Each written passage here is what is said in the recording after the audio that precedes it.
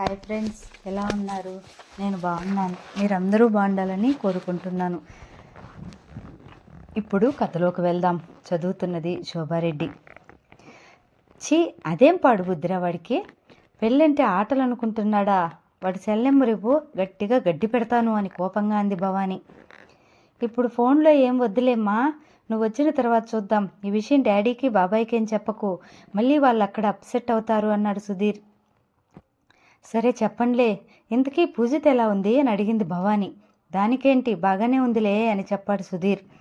అదేంట్రా అలా నిర్లక్ష్యంగా చెప్తావు? ఇందులో అదేం చేసిందని నీ ఫ్రెండ్ మీద చూపించాల్సిన కోపం దాని మీద చూపిస్తున్నావా అని మందలిస్తున్నట్టుగా అందావిడ. అదేం కాదులేవే, ఇందులో దానిది తప్పుంది. వాళ్ళ నాన్నకి ఇలాగే ముంగిలా ఉండి పీకల మీదకి తెచ్చుకుంది. మనోజ్ గాడి లైఫ్ని స్పాయిల్ చేసింది. అటు వాడి పెళ్ళి ఆగిపోయింది. పాపం డాక్టర్లు సేవ్ చేశారు కాబట్టి సరిపోయింది కానీ అంటూ ఇంకా మాట్లాడుతూనే ఉన్నాడు సుధీర్. ఆపరా వెధవా, నోరు అదుపులో పెట్టుకుని మాట్లాడు. ఈ విషయానికి వాళ్ళ నాన్నకి సంబంధం ఏంటి? ఇందులోకి వాళ్ళ నాన్నని ఎందుకు లాగుతావు అని కోపంగా అందావిడ. ఆహా, నా ఉద్దేశం అది కాదమ్మా. పిన్నికిలాగా మనోజ్ గాడికి ఏమైనా అయి ఉంటే తప్పు దానిదే అవుతుంది కదా అని అంటూ నీళ్లు నమిలాడు సుధీర్. తప్పు పూజిత ఎందుకు అవుతుందిరా? దాన్ని చూసి ఇష్టపడింది వాడు. వాడి పెళ్ళి ఆగిపోవడం కోసం మందులు వేసుకునేది వాడు. వాడికి ఏమన్నా అయితే పూజిత అయితే తప్పు ఎలా అవుతుందిరా అని సీరియస్గా అడిగింది భవాని. ఇందులో పూజిత తప్పు ఉందమ్మా. దానికి ఒక్కదానికి పార్టీ ఇస్తాను అన్నాను. దానితో పాటు ఇంకో 4 ఫ్రెండ్స్కి ఐస్ క్రీమ్ పార్టీ ఇవ్వాలి అంది. ఎందుకు అంత గొప్పదానికి? డాడీ ఏమో వెళ్తూ నాకు రూపాయి కూడా ఇవ్వలేదు. నా దగ్గర డబ్బులు లేక మనోజ్ని అడిగాను. వాడేమో పూజితకిచ్చే పార్టీకి వాడు వస్తానన్నాడు. సరే, ఆ రోజు జరిగిందేదో జరిగింది. వాడు హాస్పిటల్లో ప్రేమిస్తున్నానని చెప్పగానే వెంటనే నాకు చెప్పాలా? రాత్రి చెప్పింది. అదేమంటే నలుగురికి తెలిస్తే దానికి బ్యాడ్ నేమ్ వస్తుందంట. మనోజ్ గారు దాని మీద ఏవేవో అబద్ధాలు కల్పించి చెబుతాడు అంటుంది. తప్పు చేసింది వాడైతే దీనికిందుకు చెడ్డ పేరు వస్తుంది అంటూ జరిగిందాన్నంతా ఆవేశంగా ఫోన్లో గడగడా చెప్పాడు సుధీర్.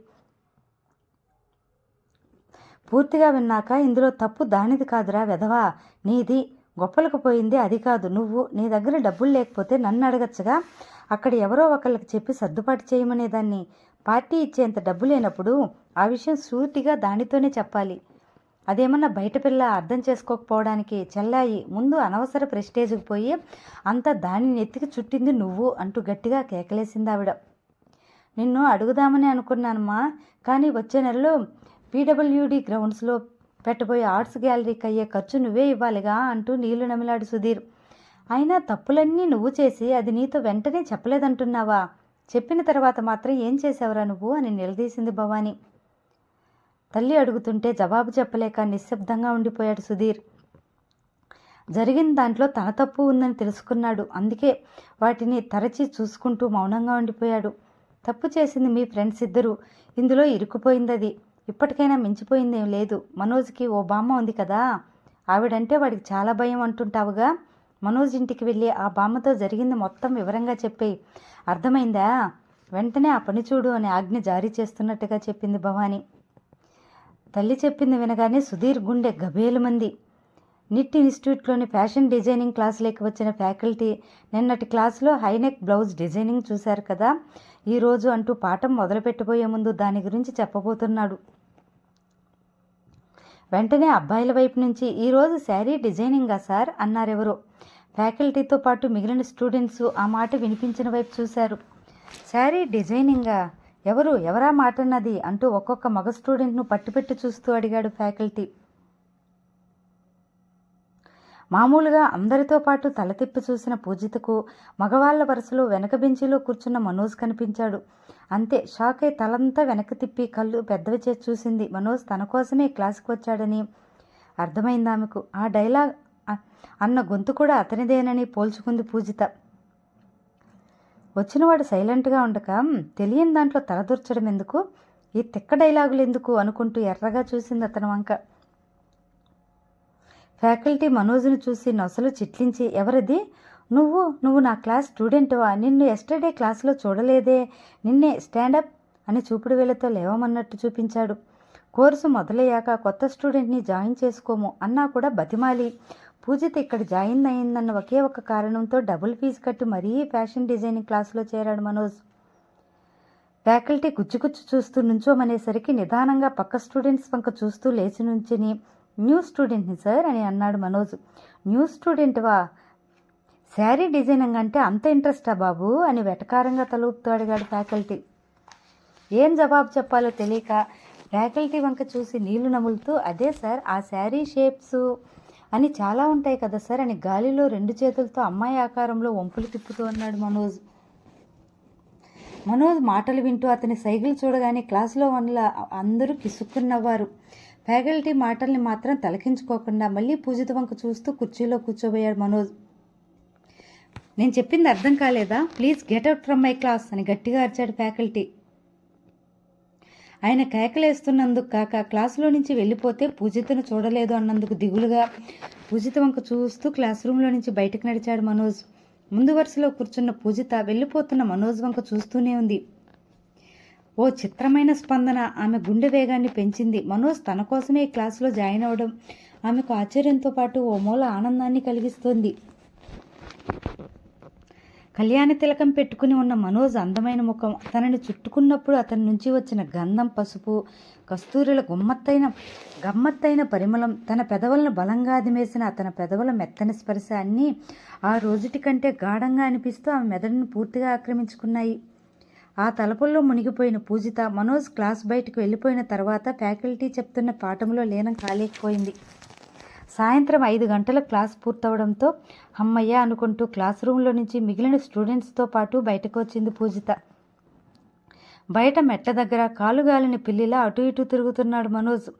ఒక్క క్షణం షాక్ అయి మనోజ్ ముఖంలోకి చూసింది.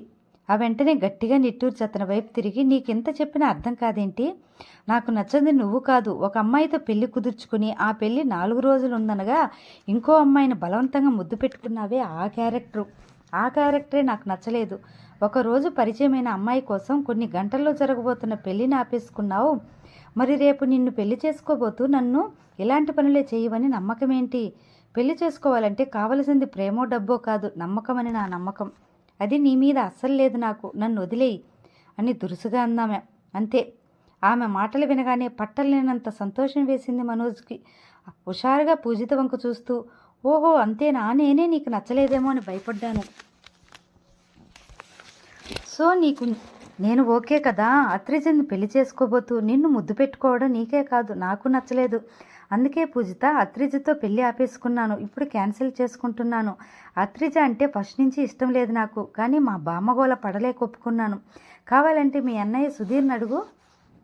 ఆ రోజు ఫస్ట్ టైం నిన్ను చూడగానే అయ్యో మిస్ అయిపోయానే అని ఎంత బాధపడ్డానో అది కూడా మీ అన్నయ్యకి తెలుసు. నేను నిన్నే పెళ్లి చేసుకోవాలనుకుంటున్నాను, ప్లీజ్ నన్ను నమ్ము పూజిత అని పాఠం చెబుతున్నట్టుగా గొక్క తిప్పుకోకుండా చెప్పాడు మనోజ్. అబ్బా నాకా నమ్మకం లేదు అని చెప్తున్నాగా అని విసుగ్గా అతని వంక చూసి చకచక ముందుకు అడుగు వేసింది. మనోజ్ అక్కడే ఆగిపోయాడు. ఇంత ప్రాధేయపడుతున్నా పూజిత తనను కాదంటూ వెళ్ళిపోతుండడాన్ని ఏమాత్రం తట్టుకోలేకపోయాడు అతను. ఎలాగైనా పూజిత కావాలి అనిపిస్తోంది అతనికి. ఇక ఇప్పుడు ఆమెను ఒప్పించలేకపోతే ఇక ఎప్పటికీ ఆమెను ఒప్పించలేనేమో అన్న భయం అతని మదిలోకి వచ్చింది. దిక్కు తోచనట్టుగా ఆమెనే చూస్తూ, నువ్వు నన్ను పెళ్లి చేసుకోకపోతే విషం మింగి చచ్చిపోతాను అని గట్టిగా అరిచి చెప్పాడు మనోజ్.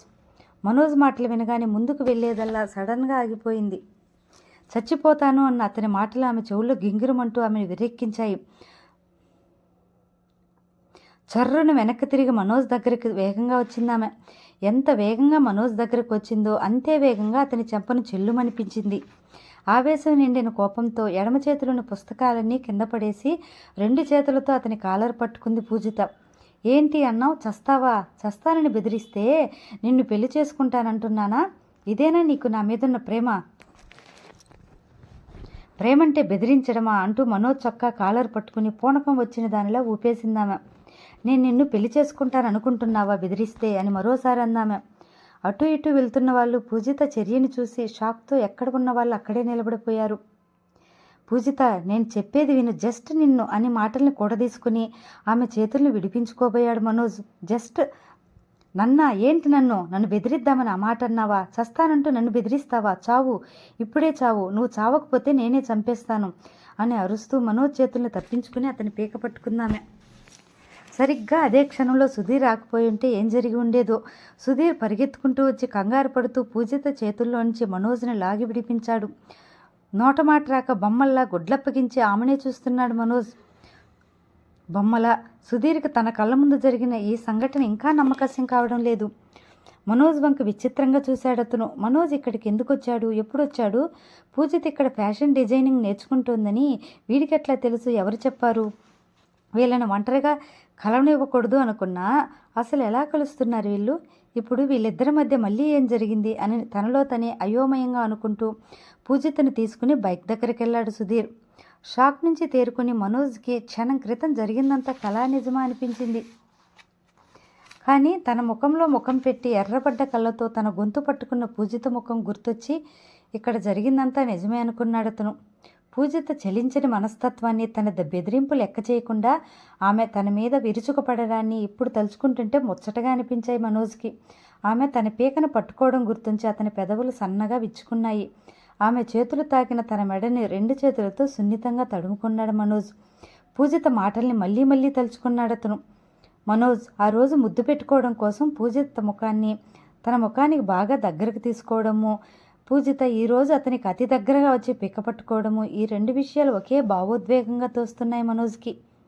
ఆ చిన్న భావనకి అతనిలోని ఆనందం కెరటంలో ఎగిసిపడింది. పూజిత కోపం కంటే ఆమె స్పర్శే అతని ఆలోచనలు బలంగా చుట్టుకుంది. ఇది ప్రేమనా? ఇందుకే అంటారేమో ప్రేమ పిచ్చి ఒకటేనని. ఇప్పుడు నాది ప్రేమ పిచ్చా లేక పిచ్చి ప్రేమ అనుకుని ముసుముసుగా నవ్వుకుంటూ ఏంటో ఈ గోల, నాకే పిచ్చి పడుతోంది అనుకుంటూ పైకి తీశాడు అతను. పూజిత వాళ్ళ ఇంట్లో తోక మీద నిలబడిన తాచులా కేకలేస్తూ కోపంతో ఊగిపోతున్నాడు సుధీర్. అతనికి ఎదురుగా మంచం మీద తలదించుకుని మౌనంగా కూర్చునింది పూజిత. నువ్వు ఏమనుకుంటున్నావు? వాడి సంగతి నాతో చెప్పావు కదా, వాడి గురించి నేను చూసుకుంటాను అన్నానుగా. ఇక ఆ విషయం వదిలే అని చెప్పినా నువ్వు వెళ్ళి వాడి పీక పట్టుకున్నావు. వాడికి ఏదన్నా అయితే అని పూజిత మీద రంకిలేశాడు సుధీర్. అలా అంటావేంటన్నయ్యా? మీ ఫ్రెండ్ కనిపించగానే నేనే వెళ్ళి పీక పట్టుకున్నానా? అతనే నా దగ్గరకు వచ్చి ఏదేదో మాట్లాడాడు, నీకు మొత్తం చెప్పానుగా అని మూతు ముడుచుకుంటూ అలకగా అనిందామె. వాడేదో అంటాడే, మనకిష్టం లేనప్పుడు విన్నా వినబడనట్టు చెవిటి వాళ్ళలా వచ్చేయాలి, అంతేగాని వాడితో వాదన ఎందుకు నీకు అని మళ్ళీ అరిచాడు సుధీర్. నేనేం వాదన పెట్టుకోలేదన్నయ్య, మనోజే తనతో పెళ్ళిపోకపోతే విషం తాగి చస్తానన్నాడు. ఆ మాటకి నాకు కోపం వచ్చేసింది. రేపు వాడు చచ్చిపోతే మనకేగా బ్యాడ్ నేమ్ అని నిదానంగా అంది పూజిత. ఈ బ్యాడ్ నేమ్ గోలేంటే నీకు? మీ ఇద్దరి మధ్య ఏమైనా జరిగితే వెంటనే చెప్పవు, పోనీ మనకెందుకులే అని సైలెంట్గా ఉంటావా అంటే అది చేయవు, ఎలాగే నీతో అని తల పట్టుకున్నాడు సుధీర్. మూతి బిగించి తల దించుకుంది పూజిత. ఓ కుర్చీ ఆమెకు ఎదురుగా లాక్కుని కూర్చుంటూ, వాడికి నువ్వంటే ఇష్టం, నీకు వాడంటే ఇష్టం లేదు, వాడిష్టం నీ అయిష్టం, మీ వాదాల్లో పడి కోపాలు పెరిగి ఇగోలు హట్టయి ఇదిగో ఇలా పీకలు పట్టుకునే వరకు వెళ్ళింది. ఇక ముందు అలా జరగకూడదంటే ఇలాంటి విషయాల్లో మనం న్యూట్రన్లో ఉండాలి పూజిత అని చెల్లెలకు ఉపదేశం ఇస్తున్నట్టుగా చెప్పాడు సుధీర్. వాళ్ళిద్దరి మధ్య కొన్ని క్షణాలు నిశ్శబ్దంగా గడిచాయి. అన్నయ్య ఓ మాట అడగనా అని నిశ్శబ్దాన్ని భగ్నం చేస్తోంది పూజిత. మనోజ్ అడగరా ఏంటి అన్నాడు సుధీర్. మనోజ్కి అత్రిజతో పెళ్లి నిజంగా ఇష్టం లేదా అని అడిగిందామె. నొసలు ముడిచి పూజితను గుచ్చిగా చూస్తూ నీకెవరు చెప్పారు అని అనుమానంగా అడిగాడు. ఇంకెవరు చెప్తారు, మనోజే చెప్పాడు. ఏ వాడు చెప్పేవన్నీ అబద్ధాలేనా అంటూ మనోజ్ మీద కోపంతో కళ్ళెగరేసి కళ్ళు ఎర్రజేసి అడిగిందామె. అవి మనోజ్ కుటుంబ విషయాలు, అవన్నీ నీకెందుకులే, ముందు మనోజ్తో నీ ప్రాబ్లం సాల్వ్ చేసుకునే దారి ఏముందో చూద్దాం అన్నాడు సుధీర్. అయితే మనోజ్ అత్రిజనే పెళ్లి చేసుకుంటాడా అని సందిగ్ధంగా అడిగిందామె. పూజిత వంక వింతగా చూశాడు సుధీర్. మనోజ్ అత్రిజన్ పెళ్లి చేసుకుంటాడని వాడికంటే ముందే నాకు తెలుసు. ముందు అంటే ఎప్పుడో తెలుసా, వాడు అసలు అమ్మాయిని చూడకముందే అని అతిపెద్ద రహస్యం చెప్తున్నట్టుగా నుదిరెత్తి పూజిత వంక చూస్తూ చెప్పాడు సుధీర్. షాక్ అయి నమ్మలేనట్టుగా అవునా అంది పూజిత. అవును, మనోజ్ వాళ్ళ బామ్మకి సుందరరామరాజు అంకుల్ దూరపు చుట్టరికం. ఆయనకు బాగా ఆస్తి ఉందని పెళ్లి సంబంధం గురించి అంకులు గారిని బామ్మే కదిపింది. ఆయన మనోజ్ని చూసి ఓకే అనుకున్నారు. ఈ విషయం మనోజ్కి చెప్పకుండా మనోజ్ని సీక్రెట్గా అత్రిజ్కు చూపించారు. అత్రిజ్ కూడా ఓకే అంది. ఇదంతా ఎందుకంటే వీడు చూసిన ప్రతి సంబంధాన్ని నచ్చలేదు అంటున్నాడని, అలా జరగకుండా ఉండటం కోసం అంకుల్ బామ్మ కలిసి పెద్ద ప్లాన్ గీశారు. దాని ప్రకారం మనోజ్ వాళ్ళ ఇరిగేషన్ డిపార్ట్మెంట్లో సుందరరామరాజు అంకుల్ ఆయనకున్న రాజకీయ పరపతితో పై అధికారం మీద ప్రెజర్ తెచ్చి వీడికి ఏదో హెల్ప్ చేశారు. ఆ కర్టసీతో మనోజ్ అంకుల్ క్లోజ్ అయ్యాడు. ఆయన మనోజ్తో మరీ క్లోజ్ అయ్యారు. ఇది ఎన్నాళ్ళు సాగిందో తెలుసా? 3 నెలలు అని ప్రశ్న అడిగి సుధీరే జవాబు చెప్పాడు. పూజిత కళ్ళు పెద్దవి చేసి సుధీర్ చెప్తున్న దాన్ని నమ్మలేనట్టు చూస్తోంది. అంకుల్ వీడికి బాగా క్లోజ్ అయితే అప్పుడు ఎలాగో వాళ్ళ అమ్మాయి విషయంలో మొహమాటంతో వీడు కాదనలేడు అన్నది బామ్మ ప్లాన్. బామ్మకేమో అత్రిజ నచ్చింది. అత్రిజ వెనుకున్న ఆస్తి అంతస్తు బ్యాక్గ్రౌండ్ నచ్చాయి. అందుకే మొహమాట ప్రాసెస్ క్రియేట్ చేసి సడన్గా అంకుల్ కూతురు నువ్వే చేసుకోవాలిరా అంటే కాదనడని బామ్మ ప్లాన్. అలాగే జరిగింది కూడా. కాకపోతే నువ్వు ఎంటర్ అయ్యాక సీన్ రివర్స్ అయింది అని తల కొట్టుకుంటూ చెప్పాడు సుధీర్. అంతా విన్న పూజిత ఎంత జరిగిందా అని ఆశ్చర్యపోయింది. ఆ వెంటనే అది సరే అన్నయ్య, నువ్వు మనోజ్ ఫ్రెండ్ కదా, మనోజ్కు తెలియని వాళ్ళ బామ్మ ప్లాన్ విషయం మరి నీకెలా తెలుసు అని డిటెక్టివ్లా అడిగింది. అదంతా నా కర్మ అని నీరసంగా ముఖం పెట్టి ఓసారి ఆఫీస్ పని మీద మనోజ్ క్యాంప్కి వెళ్ళాడు. ఆ విషయం తెలియక నేను వాడి కోసం ఇంటికెళ్ళాను. నేను వెళ్ళేసరికి బామ్మ అంకుల్ అత్రిజ కలిసి వాడి బెడ్రూమ్లో ఈ విషయాలన్నీ మాట్లాడుకుంటూ నవ్వుకుంటున్నారు. అవన్నీ నేను వినేశాను. అసలు విషయంలోకి వస్తూ ఇప్పుడు మనం మాట్లాడుకోవాల్సింది ఆ సీక్రెట్ చెప్పడం గురించి కాదు, దాన్ని మనోజ్కి తెలియకుండా ఉండేలా చూసి వాడికి ఇష్టం లేని పెళ్లి వాడు చేసుకునేలా చూడడం. అప్పుడే వాడి మీద నీ కోపం నీ పగ చల్లారుతాయి అని ఆవేశంతో పూనకం వచ్చిన వాడిలా ఊగిపోతూ అన్నాడు సుధీర్. అతని ఆవేశాన్ని చూస్తూ తనకి మనోజ్ మీద అంత పగ ఉందా అన్నట్టు ఆశ్చర్యంగా చూసింది పూజిత. ఆమె మనసు నిండా మనోజ్ ఆలోచనలు నిండిపోయాయి. పూజిత మనసులో రేగుతున్న ఆలోచనల గురించి తెలియని సుధీర్ అతని ఆలోచనలో అతను మునిగిపోయాడు. పిల్లి మెడలో గంట కట్టడం ఎలా, తల్లి భవానీ చెప్పినట్టు బామ్మ కర్పూరా కళాదేవికి ఈ విషయాన్ని చెప్పడం ఎలా అని తల బద్దలు కొట్టుకున్నట్టు సుధీర్కు ఉన్నట్టుండి ఒక ఐడియా తట్టింది. ఈ సందర్భాన్ని అవకాశంగా వాడుకుని పూజితతో బామ్మ మెడలో గంట కొట్టించేద్దాం అని మనసులో అనుకుని సంబరపడ్డాడు. ఆ వెంటనే ఏదో లోకంలో ఉన్నట్టున్న పూజిత వైపు తిరిగి నీకు ఆ మనోజ్ గాడి బాధ తప్పే ఉపాయం ఒకటి చెప్పనా అని అడిగాడు. లోపల తత్తరపడుతూ ఏంటన్నయ్యా అది అంది.